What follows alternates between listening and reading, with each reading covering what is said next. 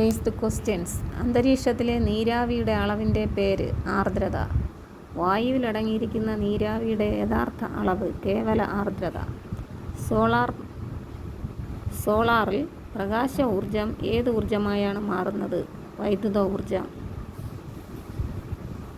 ഭാവിയുടെ ഇന്ധനം ഹൈഡ്രജൻ. വജ്രത്തിൻ്റെ നീല നിറത്തിന് കാരണം ബോറോൺ.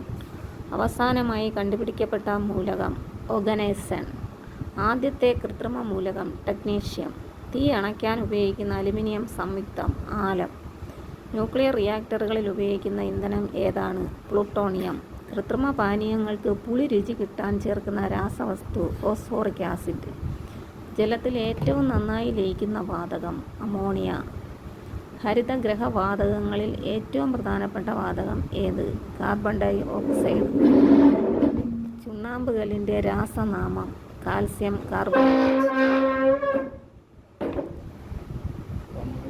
ബ്ലീച്ചിങ് പൗഡറിൻ്റെ രാസനാമം കാൽസ്യം ഹൈപ്പോക്ലോറൈറ്റ്. വിനാഗിരിയുടെ രാസനാമം അസറ്റിക് ആസിഡ്.